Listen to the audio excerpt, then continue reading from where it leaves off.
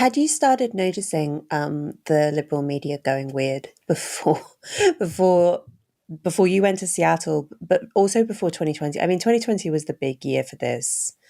Everyone was crazy because of COVID, but then also the sort of summer of George Floyd was such a big deal. But did you have your misgivings? I wish I could say I did, or that I was some like early truth seeker or something. No, I was going along very happily in the flow of my community. And my community was San Francisco, gay, liberal, um, and not just all of those things, but also very prestige oriented. So being at the New York Times it was almost a religious like calling to be there. It was almost like there was no dream behind that dream. That was the dream. And being in good standing with elite culture it was everything. And so, no, I hadn't questioned it much before. It had never gotten really in my way before. It had never like been an issue. I'd never felt censored by it. Yeah, and I went along with it. I mean, I think I showed the book to my wife at a certain point, and she was like, she read a chapter and she was like, Nellie, you actually come off like badly in this chapter. Are you sure you want to like say this? Like, are you sure you want to put that in print? And I was like, it's just the truth. Like, it's not like I was a heroic figure in 2018 and 2019 leading up into this at all, like by any means. So yeah, that's the truth. It makes it really refreshing reading, actually, because it's so common for people to present themselves as Cassandras, right? Like, I always knew whatever, and you're doing that rare thing of being like, no, I was really dumb, like, up until quite recently. And you write as well about like being involved in cancelling people and enjoying it. And actually totally getting why cancelling people is a thrill. Oh, yeah. Because you feel righteous and powerful and whatever. I mean, it's like, it's refreshing to read someone writing about that with such candor. Maybe too much. I mean, maybe too much candor. Thank God the book hasn't come out, because I can still sort of pretend it's not happening, or like that I didn't write that. But yes, a lot of candor. And yeah, so no, I hadn't been like a Cassandra. I think now I see the people who were willing to be more questioning and willing to be more on the outside. And it's funny because like, I think a lot of people within mainstream elite liberal society think of themselves as rebellious, or at least I certainly did. Like, I thought of myself as a sort of rebellious person, but in retrospect, like, I was doing the absolute easiest thing you can do. I was completely in the flow of my world and completely in the flow of what was going to be applauded. It's the nature of polarization, though, isn't it? I mean, conservatives can do the same thing. Like, you frame yourself as being super rebellious, but also you have your fans who love it, you have your allies who love it. You know, it's like you can, both sides can simultaneously be persecuted and victor. Exactly. Which is a very satisfying combination. So exactly. Yeah, we can all find ourselves in those bubbles, which is great now for the sort of chaotic, dissident, liberal, whatever, radical, centrist, whatever this like new world that we all trot around in and debate in and whatnot. It's slightly harder to find that because, I don't know, like now I write a funny Friday column and like a news column where I sum up the news, and I always make fun of something on the right and something on the left. And it's, the comment section is always mad at me about the thing I made fun of on the right or the thing I made fun of on the left. And so it's actually nice. Like there is no like safe harbor in our new sort of chaos centrism. Yeah. And I do think that people tend to get, that is exactly the spot where you're most likely to get grief. Like Jesse Singal gets so much more aggression than I do. Of course. Instance. So much more. The obsession.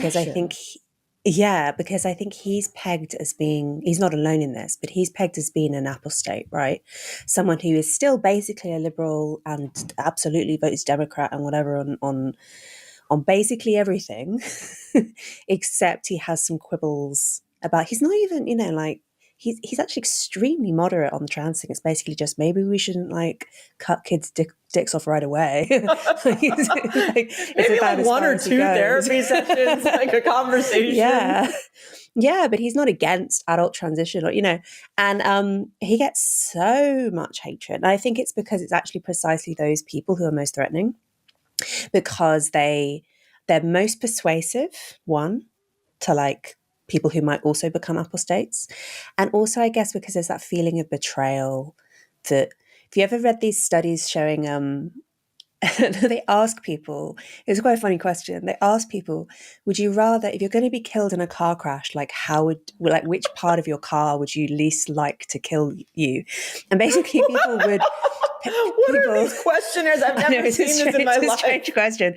Well, what's funny about it is that basically people are incredibly against being killed by their airbags. They find the idea of being killed by their airbags just really upsetting, because it's like exactly what they're not supposed to do. Whereas being killed by your steering wheel is a bit more like, well, Where do you find this poll? I think I read it somewhere. Paul Bloom, I think, actually, now I think about it, philosopher Paul Bloom, I think he wrote about this. And what he concluded from this question was that it's the kind of the betrayal bias. It's the feeling that you're the thing that's supposed to keep you safe should not be the thing that like hurts you. And the betrayal bias is intense. And I think that's what Jesse gets. Whereas when I like entered public life, I already, like, I've traveled the same journey as you, but I traveled it a while ago. And so by the time I was in public life, no one had ever pegged me as being a liberal.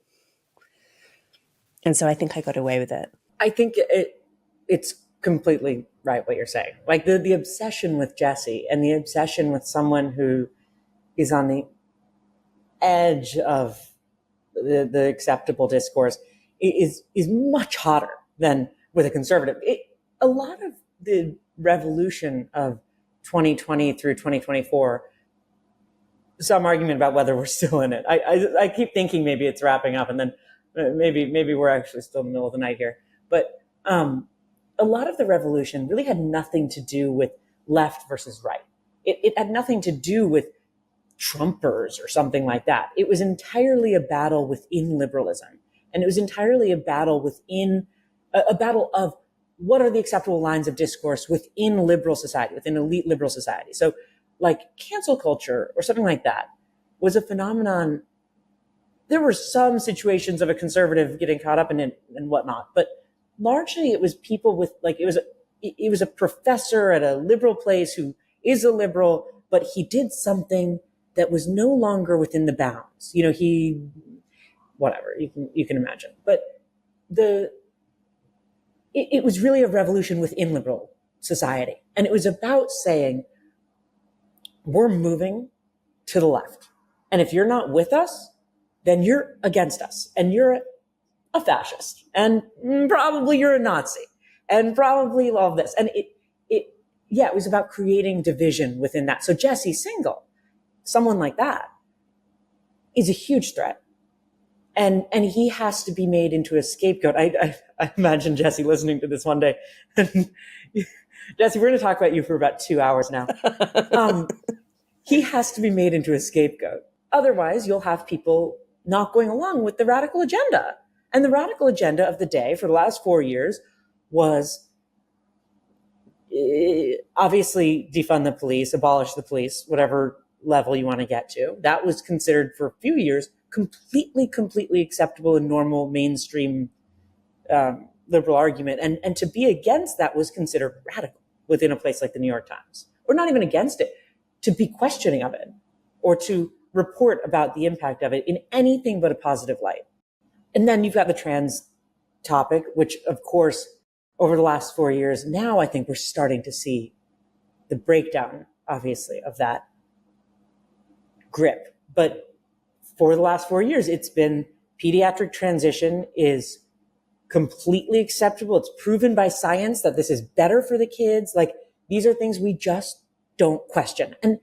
And these were things that were introduced basically around 2020. And it was sort of like, this is part of the revolution now. Like, this is something you have to believe. And if you're questioning it, and if you're some old school feminist who's going to be, if you're going to like Julie Bindel this, then you're no longer part of this. So that was the revolution, really. It kind of didn't really have anything to do with the Trumper right, which has gone through obviously its own radical changes and purification rituals and insanity, as we all know.